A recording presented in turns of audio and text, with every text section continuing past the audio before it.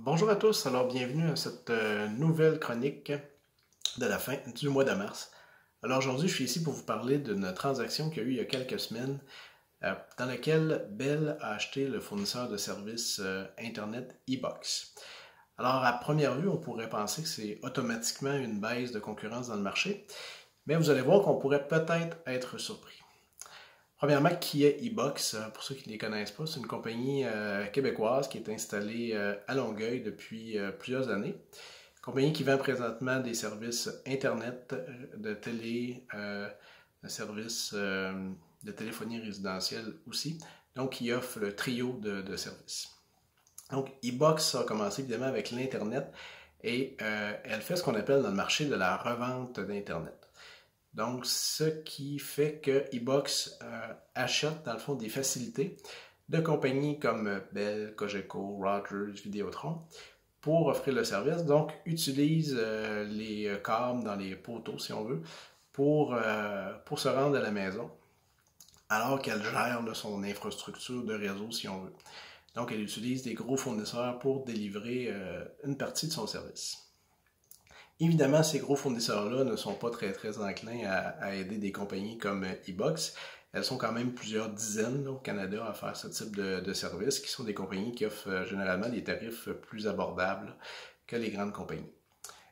Pour ce faire, ben, elle utilise un cadre réglementaire qui est établi par le CRTC, donc un cadre réglementaire qui s'applique aux services de câble et un cadre réglementaire qui s'applique aux services DSL ou par fil, donc aux compagnies de téléphone.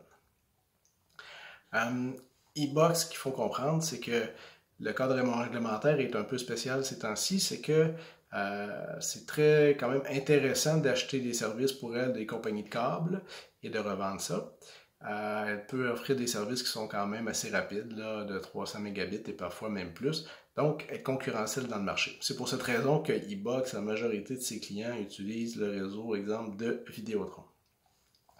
Les compagnies comme eBox qui veulent revendre des services filaires, donc des compagnies de téléphone, présentement doivent obligatoirement acheter que des services DSL, des services de fibre optique, qui sont ceux qui sont vraiment en vogue présentement et concurrentiels avec le câble. Le cadre réglementaire de ces services-là est très mauvais et ne permet pas de concurrencer. Donc, les compagnies de téléphone ne sont pas très concurrencées directement par ces services-là. Ces services-là, comme eBox, utilisent plus les services de compagnies de câble. Puis vous allez voir pourquoi c'est important. J'y arrive. Donc, les compagnies comme eBox, dans les dernières années, se sont révélées au fait de ne pas être capables de vendre de cellulaire. Donc, le gouvernement a dernièrement n'a pas accepté de faire ce qu'on appelle des MVNO. Donc, ces gens-là n'ont pas de fréquence, donc ils ne peuvent bénéficier de la décision là, des MVNO qui demandent absolument d'avoir des fréquences. Donc, est-ce qu'elle se sentait un petit peu les deux mains attachées? Donc, elle ne pourrait offrir les 4 services là, dans un futur proche.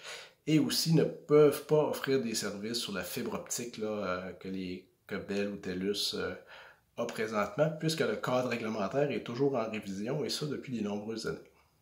Donc, c'est un peu ce qui a motivé les gens de eBox probablement à vendre leur entreprise, ces deux éléments-là. Donc, Bell achète eBox. Alors, qu'est-ce que ça veut vraiment dire? Premièrement, probablement que Bell va remettre une partie des clients sur son réseau. Donc, même si le client d'eBox utilisait Vidéotron, mais que Bell avait de la fibre dans le coin, bien évidemment, ça va être plus payant pour Bell de les ramener sur son réseau. Donc, ça va permettre d'améliorer la rentabilité de Bell assez rapidement. Deuxièmement, ça permet à Bell de faire une chose, c'est des endroits où ils ne sont pas compétitifs parce que leur réseau de fibre n'est pas là encore et qu'ils ont juste des services DSL, par exemple. Ça permet d'extensionner et d'utiliser le réseau de Vidéotron pour venir concurrencer Vidéotron.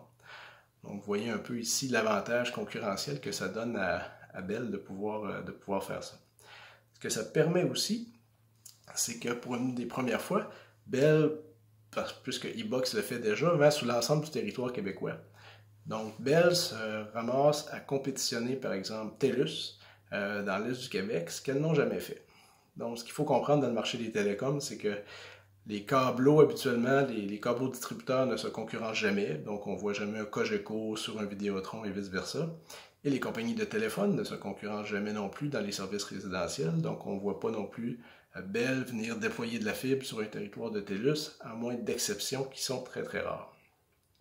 Alors ici, ce qui est un peu spécial, c'est que pour la première fois, on voit Bell, qui est propriétaire d'Ebox, qui va venir directement concurrencer une entreprise comme TELUS sur son propre territoire avec des services qu'elle rachète d'une compagnie de câbles.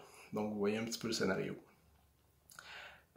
Faut dire qu'il y a quand même eu quelques accrochages dans les dernières années. On sait que Bell a essayé d'acquérir Shaw, entre autres dans l'Ouest, qui l'aurait mis en concurrence directe avec TELUS. On sait aussi que Vidéotron a fait un peu le même coup à Bell en Abitibi, où Bell est propriétaire de compagnie de câbles. Donc Vidéotron s'est mis à utiliser cette règle du CRTC pour racheter des services de Bell et les revendre à ses clients. Donc c'est une façon pour Bell de se venger un petit peu de ce qui s'est fait en Abitibi. Donc ici, ce qui est important de voir, c'est qu'on sait qu'au Canada, il y a plus ou moins de concurrence en télécommunication. Il y a plusieurs gros joueurs, mais ces gros joueurs-là se respectent et souvent ne se pilent pas un sur l'autre, comme les compagnies de téléphone. Les petits joueurs essayent de faire de la concurrence, mais c'est pas évident quand on se bat contre des géants, contre Bell, TELUS. Alors la question ici, c'est est-ce que TELUS va riposter à cette attaque de Bell qui fait que vient l'attaquer sur son territoire avec Ebox? C'est la question à 100 $.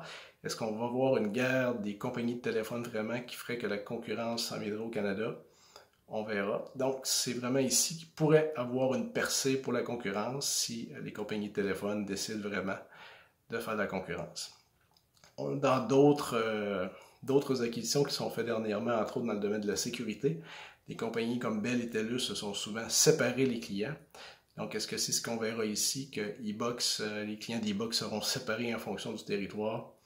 C'est ce qu'on verra. Mais encore une fois, peut-être une brèche dans la concurrence qui permettrait des baisses de prix et une vraie bataille entre les compagnies de téléphone. À voir si ça viendra au Canada. Merci, à bientôt.